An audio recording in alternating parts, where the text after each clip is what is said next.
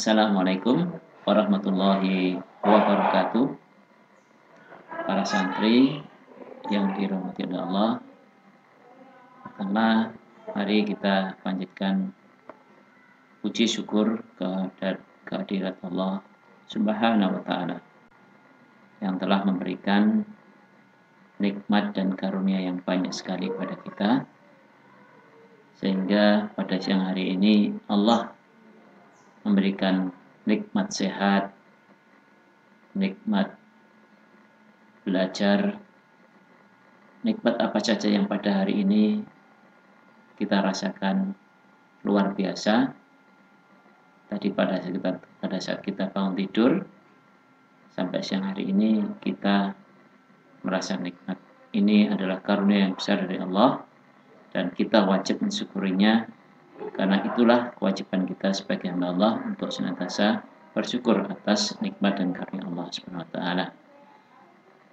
Yang lain, kita diberikan nikmat iman dan Islam, senantiasa mencintai Rasulullah SAW, mencintai dinul Islam, dan yang tentunya dalam setiap perbuatan kita mengharap cinta dan ridha Allah Subhanahu wa Ta'ala, sehingga jangan sampai perbuatan kita ini akan dimurkai oleh Allah Subhanahu wa Ta'ala. Amin. Anak-anak, para santri yang dimuliakan oleh Allah, pada siang hari ini, pada kesempatan hari ini, kita lanjutkan materi kita Al-Hadis, yang pada kesempatan yang berbahagia ini Ustadz menyampaikan hadis tentang umat Muhammad SAW. Ada dalil juga di dalam Al-Quran yang bisa kita jadikan hujah, jadikan pedoman. Ternyata kita umat Muhammad SAW adalah umat yang istimewa. Baik, kita mulai dengan bacaan umur kitab Al-Fatihah. A'udzu billahi minasyaitonir rajim. Bismillahirrahmanirrahim. Alhamdulillahirabbil alamin arrahmanir rahim maliki yaumiddin. Iyyaka na'budu wa iyyaka nasta'in. Ihdinas siratal mustaqim. Shiratal ladzina an'amta 'alaihim ghairil maghdubi 'alaihim waladdallin. Amin. Bismillahirrahmanirrahim. Rabbi zidni ilma warzuqni fahma. Amin.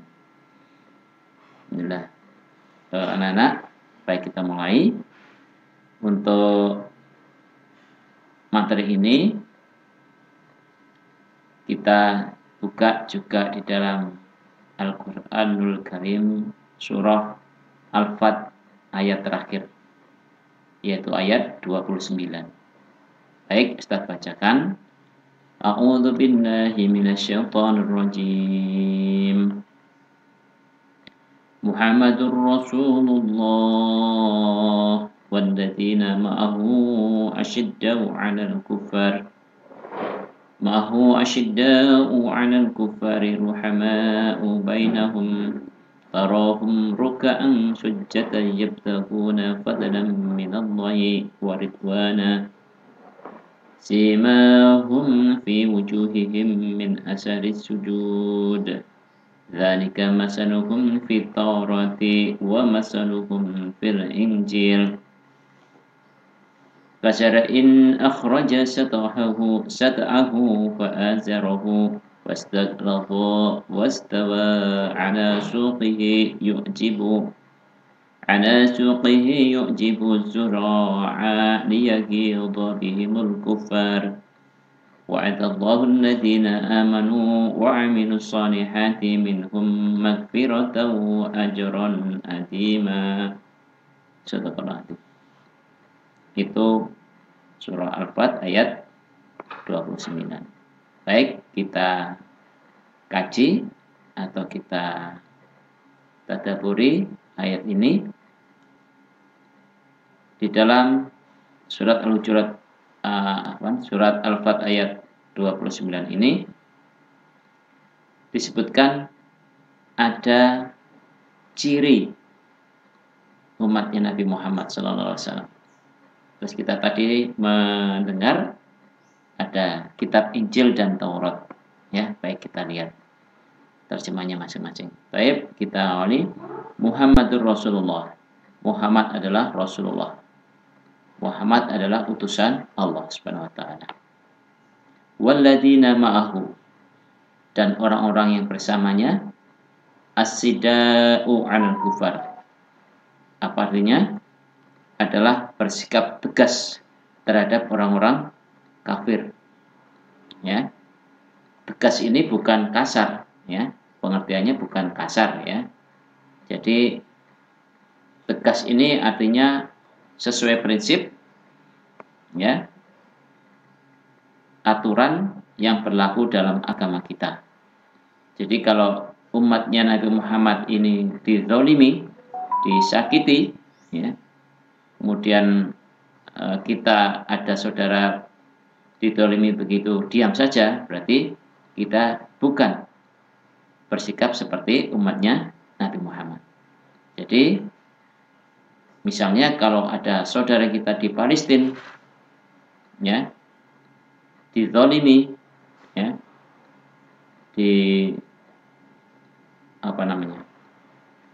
dihabisi, ya, disiksa dan seterusnya, yang menuntut mereka harus berjuang, maka kita sebagai sesama muslim, sebagai umatnya Nabi Muhammad, ya, harus membantu, ya, harus berjuang, harus membela, ya. Minimal berdoa, ya. Doanya kepada saudara-saudara kita yang disiksa, dihina, dizalimi, itu apa? Doanya adalah Allah mansur lil muslimin wa mujahidin fi Filistin. Nah, begitu. Allah mansur lil muslimin wa mujahidin fi Kashmir. Allah mansur lil muslimin wa mujahidin fi Suriah. Ya, seperti itu doa-doa kita kepada saudara kita yang seumat, ya, yang sama-sama umatnya Nabi Muhammad, untuk senantiasa membela, ya. Jadi kita punya sikap yang tegas, ya, tidak melempem, ya, tidak membiarkan, ya, gitu. Baik, kemudian ciri yang kedua, ya, bahwasanya ruhama'u bainahum. Apa itu artinya? Mereka saling berkasih sayang. Mereka memberikan bantuan, mereka memberikan kasih sayangnya, ya, jika ada saudara yang membutuhkan. Dan ini jelas, ya, dan ini jelas sikap kita seperti itu. Sehingga saudara kita yang di Palestina itu merindukan, ya, bangsa Indonesia bisa ke sana, ya, beramai-ramai, berduyun-duyun, karena mereka sangat cintanya, ya, kepada bangsa Indonesia. Demikian juga bangsa Indonesia semakin lama semakin cinta, ya, kepada bangsa Palestina yang merupakan bumi para nabi. Baik, kemudian apa ciri yang ketiga dari umatnya Nabi Muhammad SAW? Tarahum ruka'an sujada. Jadi mereka punya ciri ada bekas rukuk dan sujud dalam wajah mereka, ya. Yabtaguna fadlan minallahi wa ridwana, dalam rangka mencari karunia dan ridha Allah Subhanahu wa taala. Jadi orang-orang yang cirinya Nabi Muhammad itu akan kelihatan dari bekas, ya, rukuk dan sujud. Rukuk itu simbol kita pasrah, ya. Rukuk dan sujud itu sebagai wujud kita pasrah dan tunduk kepada Allah Subhanahu wa taala, dan juga merupakan kita mengharap kebesaran karunia dan ridho Allah semata dalam setiap perbuatan kita. Itu makna dari kita senantiasa setiap sholat kita melakukan rukuk dan sujud.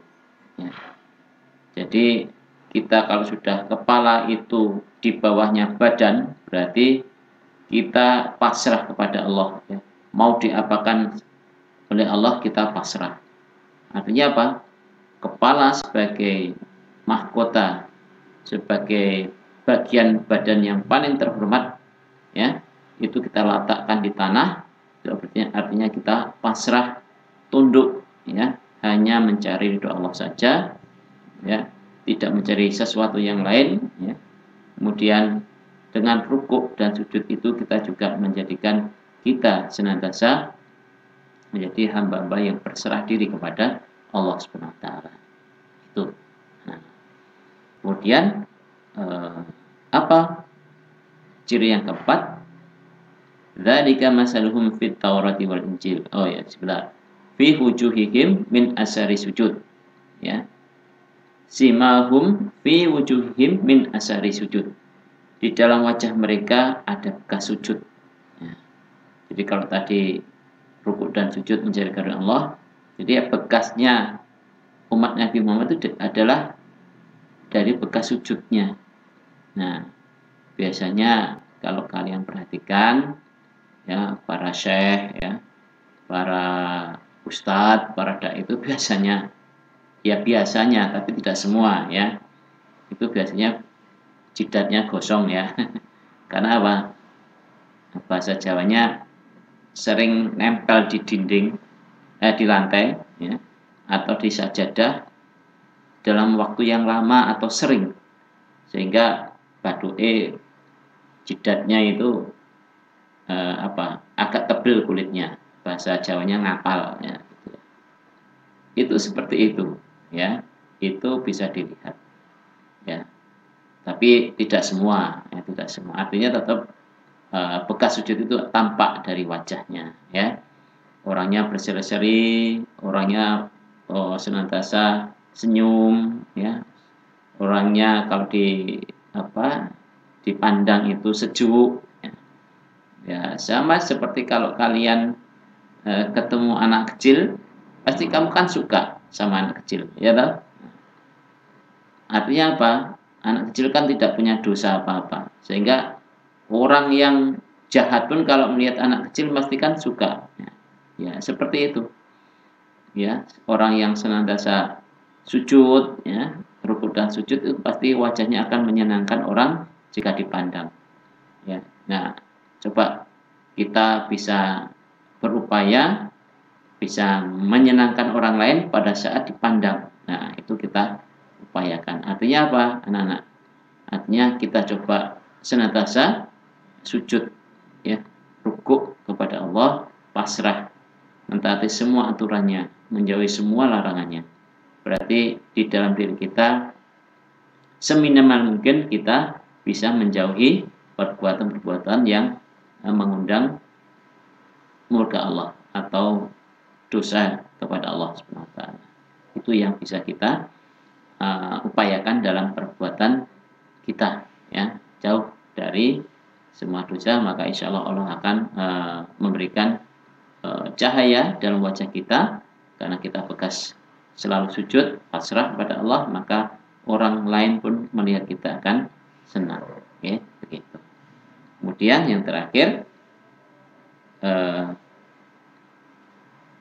ayat seterusnya, dzalika masaluhum fit Taurati wal masaluhum fil Injil. Ternyata ciri Nabi Muhammad itu sudah ada pada sebelum Nabi Muhammad lahir atau sebelum umatnya Nabi Muhammad itu ada. Yaitu sebelumnya masa kerasulan Nabi Muhammad SAW, berarti pada zamannya Nabi Isa, bahkan pada zamannya Nabi Musa, yaitu pada kitab Taurat dan Injil. Subhanallah, Allah begitu nyata, ya, membuat sebuah tanda-tanda kepada umatnya Nabi Muhammad yang merupakan umat yang istimewa, ya. Subhanallah. Ya, jadi begitu. Kemudian yang terakhir bahwasanya umatnya Nabi Muhammad SAW diabarkan seperti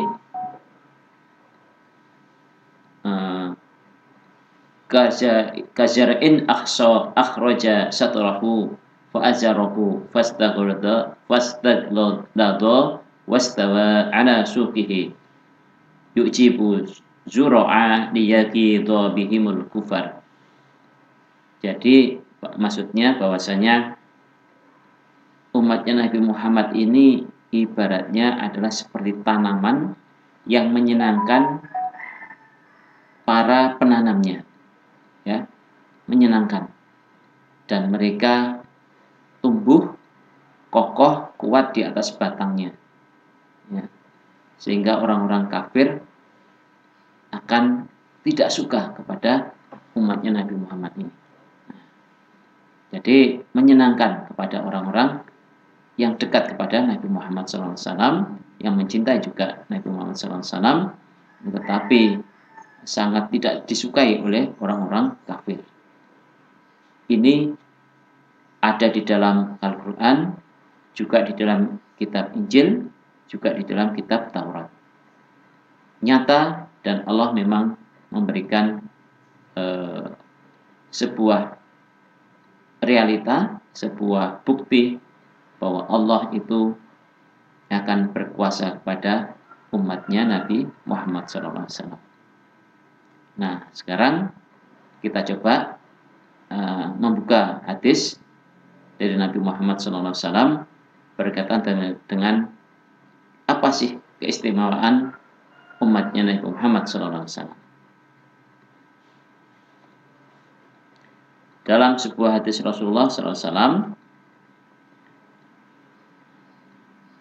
ada yang disebutkan bahwasanya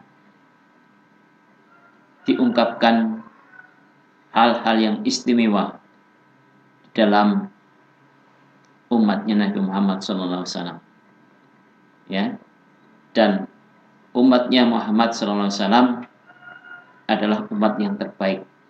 Nah, kita lihat dalam surah Al-Imran ayat 110.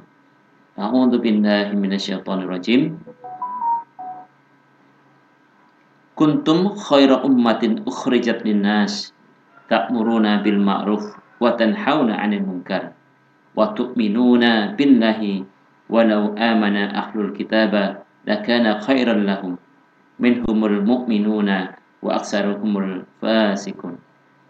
Artinya, kalian adalah umat yang terbaik yang dilahirkan untuk golongan manusia,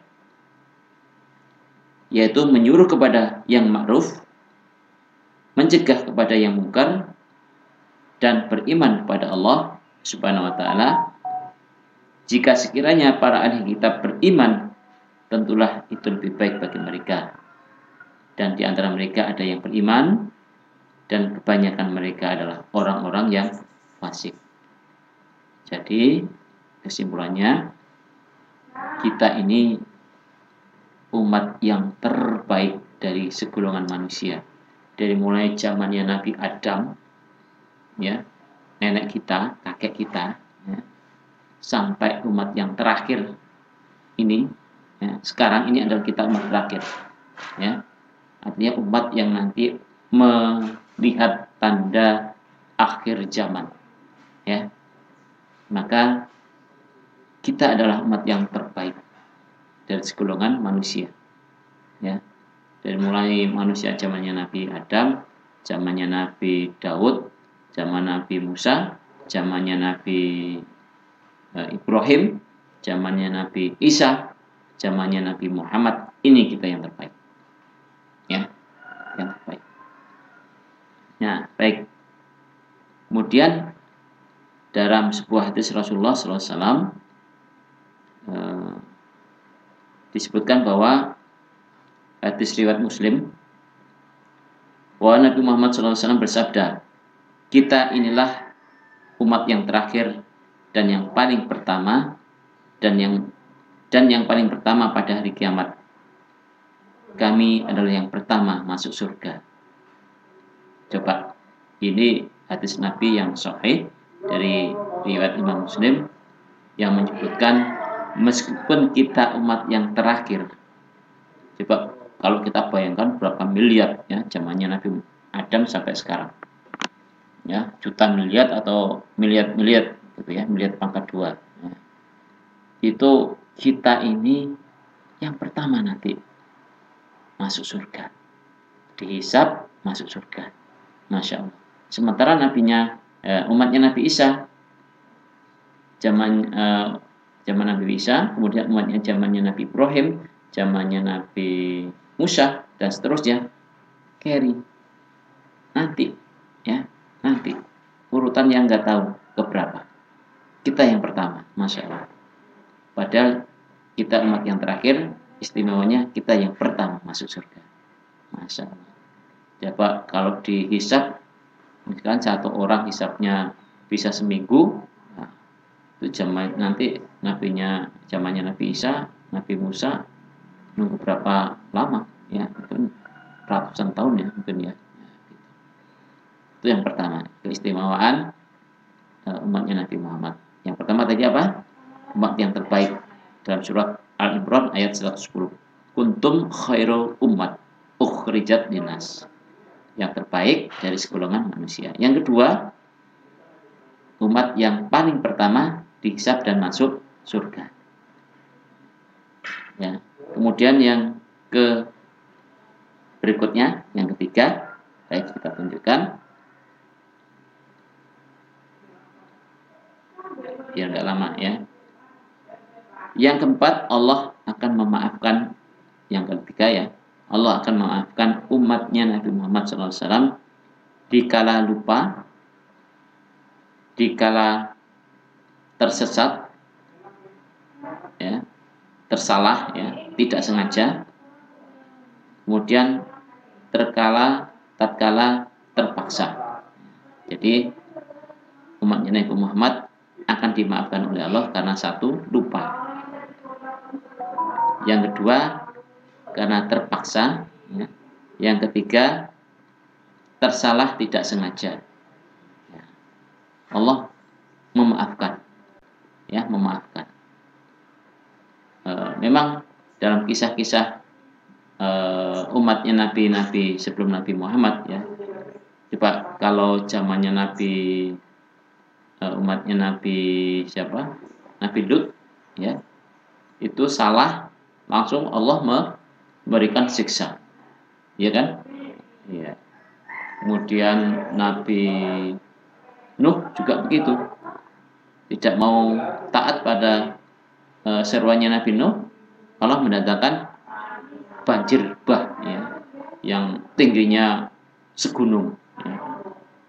Kemudian zamannya Nabi Musa, begitu ya kan, ya, menyembah Fir'aun, ya, maka Allah pun memberikan siksa, mereka ditenggelamkan, ya, ditenggelamkan di dalam laut, ya. Dan banyak contoh dari umatnya para nabi sebelumnya yang oleh Allah diberikan siksa di dunia karena tidak taat, karena salah, ya. Tapi kita umatnya Nabi Muhammad diberikan maaf, ya, ampunan yang luas dari Allah Subhanahu wa taala. Kemudian yang terakhir, anak-anak, dua ya yang terakhir, bahwasanya umatnya Nabi Muhammad, ya, mendapatkan syafaat dari Nabi Muhammad SAW pada saat nanti dihisab di surga. Ya. Syafaat itu apa? Syafaat itu bahasanya sekarang apa? Rekomendasi. Nah, jadi pada saat itu ada hadis yang menyebutkan, nih, dalam sebuah hadis riwayat Ibnu Majah nomor 4301 disebutkan bahwa Rasulullah Muhammad SAW bersabda, "Aku disuruh memilih antara dua, yaitu setengah umatku nanti oleh Allah akan dimasukkan surga. Terus pilihan kedua, umatku akan mendapatkan syafaatku. Itu yang ditawarkan Allah kepada Nabi Muhammad. Maka aku pun memberikan syafaat kepada umatku. Karena sesungguhnya syafaat itu lebih mencakup dan lebih mencukupi bagaimana umatku nanti akan semuanya mendapatkan syafaatku di yaumul hisab. Subhanallah, ini istimewanya. Dan yang terakhir, anak-anak, ternyata umatnya Nabi Muhammad pun bisa memberikan syafaat kepada saudaranya seiman. Masya Allah. Ya, kita lihat dalam sebuah hadis Rasulullah SAW, Nabi bersabda, "Wahai Rabb kami, mereka selalu berpuasa bersama kami, sholat pun bersama kami, dan berhaji bersama kami. Maka dikatakan kepada mereka, keluarkanlah orang-orang yang kalian ketahui pada saat bersama kalian." Maka bentuk-bentuk yang wajah mereka hitam kelam karena terpanggang di api neraka, kemudian mereka keluarkan begitu banyak satu persatu yang telah dimakan api neraka, sampai pertengahan betisnya dan sampai kedua lututnya hitam. Kemudian mereka berkata, "Wahai Rabb kami, sudahkah tidak tersisa lagi seseorang pun yang telah Engkau perintahkan untuk kami keluarkan?" Hadis riwayat Imam Muslim. Artinya apa, anak-anak? Saat nanti kita di yaumul hisab, kita juga diberikan syafaat oleh Allah untuk diberikan kepada saudara kita. Jadi nanti kalau kalian masuk surga, ya, panggil Ustaz. Ya. "Wahai Rob kami, dulu Ustaz memberikan materi hadis tentang istimewanya umatnya Nabi Muhammad, ya, sehingga aku memahami, sehingga aku menambah ilmu tentang kemuliaan, keistimewaan umatnya Nabi Muhammad. Maka kumpulkan bersama kami." Nah, itu Ustadz nanti dipanggil, ya. Kalau memang Ustadz tidak berada di surga bersama kalian, ya, dipanggil. Insya Allah Allah akan memberikan syafaatnya pada kalian, pada orang-orang yang bersama kalian dalam kebaikan.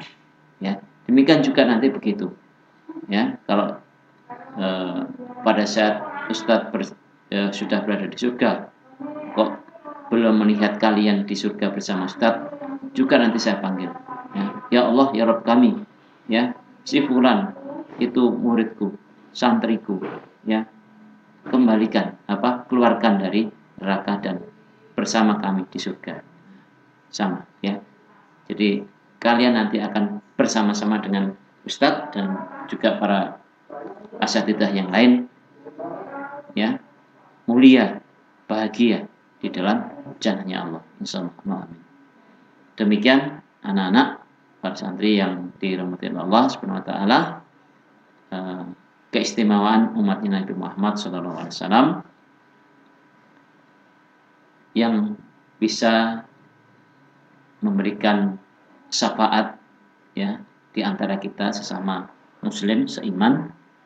Kemudian kita umat yang terbaik, ya, dari segala manusia dari awal sampai akhir.